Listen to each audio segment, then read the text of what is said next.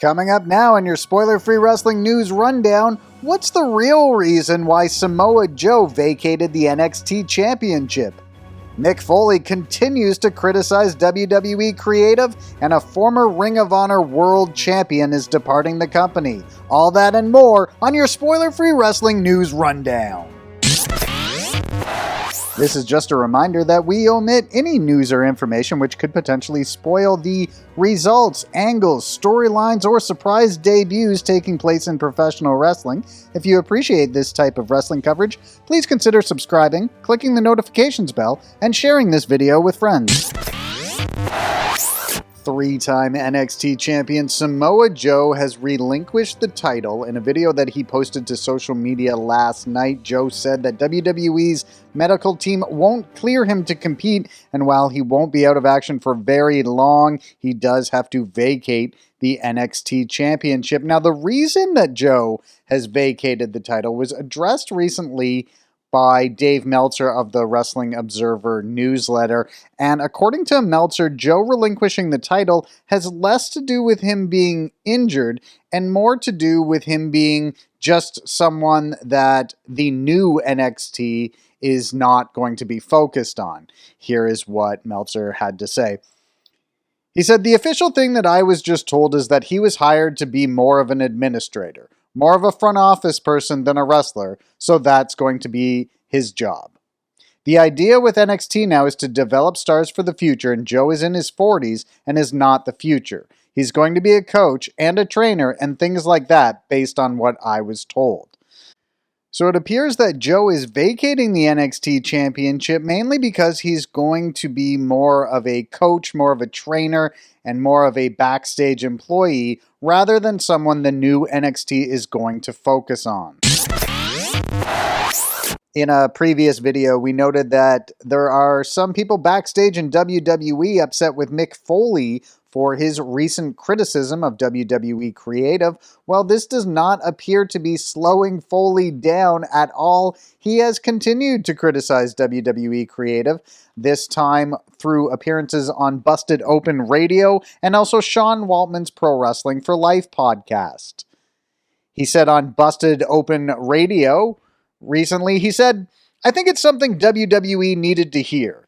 I used Karrion Kross as an example of somebody whose main roster debut was about 1/8 as electrifying as his NXT debut. That's an issue. When you go from watering down a character to embarrassing it, I think that sends a bad signal to everyone who is in developmental and everyone who has a choice to make, a real choice to make." He continued to talk about Adam Cole departing the company. Foley said, "If I'm Adam Cole and I'm looking at what just happened with a few of the guys who made their debuts, I would seriously have to consider whether WWE was the place where my dreams will come true. When you put all these things together and you see that people are departing for what they now see are greener pastures, that's a problem for WWE." He also posted this tweet, which shows the difference between how Johnny Impact and Killer Kross were booked in Impact Wrestling and how John Morrison and Karrion Kross are booked on Raw. Also, during a recent appearance on Sean Waltman's Pro Wrestling for Life podcast, Foley had this to say about WWE. He said, "I love the company, I really do, and I think that they need to hear that. If I texted Vince, that's one thing, and that might be effective, but I think it needs to get out there. If it embarrasses them, I think that's okay." Foley was also critical of WWE recently cutting a match that was to feature Zelina Vega, Carmella, and Liv Morgan on the episode of SmackDown from Madison Square Garden on September 10th. At the heart of Foley's criticism is that Zelina Vega was going to unveil special gear that she had made. Her father passed away on 9/11, and so this would have been sort of a special night for her, with it being the 20th anniversary, with WWE being in New York.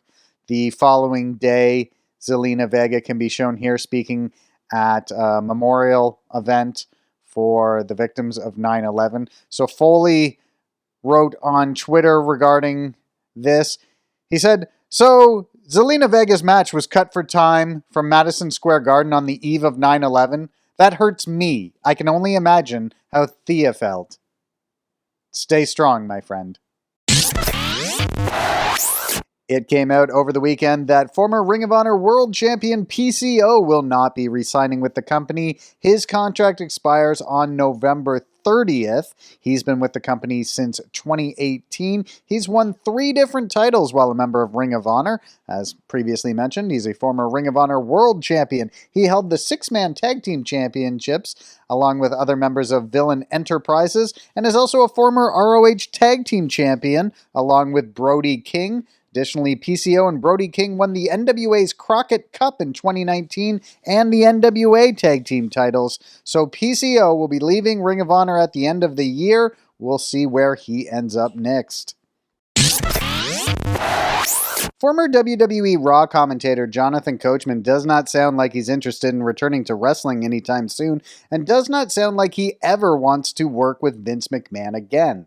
He was on an episode of his Ask Coach Anything live podcast and mentioned that Vince bounced a check to him for the XFL, and when he reached out later about the bounced check, he was cut from his WWE job as well. Here is what Coachman had to say about the bounced check and being cut. He said, I reached out, and the week after they bounced that big check on the XFL side, they cut my contract on the WWE side. The XFL was a mess. It went into bankruptcy. A lot of people got stiffed. When you treat people that way, and I'm a survivor, I was fine, they still owe me that money. But there were other people. That was their full-time job. They got called on a Friday and they were told they were out of a job and they were not going to make any more money. Sometimes when you're a leader, you're called on to sacrifice, not cash checks and stock for millions of dollars when you're bouncing checks. So Coachman has a lot of negative things to say about his last stint with WWE as well as the revamped XFL from last year. Bobby Fish was released from WWE on August 6th, and he has now signed with Major League Wrestling, although it is not known if this is an exclusive deal or not. But Bobby Fish will be at MLW's Fightland event from the 2300 Arena in Philadelphia. He will also take part in the 2021 Opera Cup tournament. The 44-year-old spoke to Sports Illustrated about signing with MLW. Here is what he had to say. I'm ready to jump headfirst into MLW, especially with the Opera Cup. I welcome this new challenge. I'm in a situation now where I have extra room for creativity with what you see in the ring. That's what I'm here to push. MLW has some very talented athletes. I'm excited to see how we mix it up. So Bobby Fish, he'll be in the Opera Cup. Already announced for the tournament are Tom Lawler, Davey Richards, TJP, Matt Cross, and Calvin Tankman. Also announced for the October 2nd event from the former ECW arena will be Yoshihiro Tajiri. Last week's editions of AEW Dynamite and AEW Rampage were from Cincinnati, where hometown favorites Jon Moxley and Brian Pillman Jr. were featured prominently and both picked up victories as well. Tony Khan took to Twitter after the Rampage show to say that while it's great to see wrestlers winning in their hometowns, that's not what fans should expect to happen every time. Here is what he wrote. He said, "It's great to see wrestlers winning in their hometowns. The odds are we won't see those storybook endings every week, but those were some really great main event moments on Wednesday on Dynamite and now tonight on Friday Rampage. Congratulations to Jon Moxley and Brian Pillman Jr. And it was a big week for Brian Pillman Jr. and the Pillman family. Of course, Pillman's sister was seen first row on Dynamite. She was very pregnant and in fact would give birth to the child shortly thereafter. And here's Pillman announcing on Twitter that Asher Williams Evans is coming out swinging.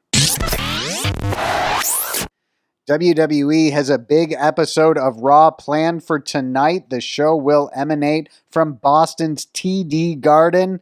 And Big E put out this tweet this afternoon, which has a lot of people talking and will likely mean a lot of people tuning in for tonight's show. Big E has let it be known that he is going to cash in his Money in the Bank briefcase tonight. He tweeted, "Let's let the cat out of the bag. I intend on cashing in my Money in the Bank contract tonight and cashing in to become WWE champion." And here is everything else WWE has scheduled for tonight's episode of Raw. Big E's New Day teammates are going to team up with Mansoor and Mustafa Ali to take on AJ Styles, Omos, Mace, and T-Bar. Rhea Ripley will take on Natalya in singles action. Damian Priest will issue a United States title open challenge. Shayna Baszler will take on Charlotte Flair in non-title action. And for the WWE Championship, Bobby Lashley will defend against Randy Orton. But of course, he now has to worry about Big E cashing in his briefcase during the show. And with that, you are completely up to date on everything that's making headlines in the world of professional wrestling, minus anything which could potentially spoil future shows, angles, storylines, match results, or surprise debuts for you. I'm your host, Gentleman Ian, for Spoiler Free Wrestling.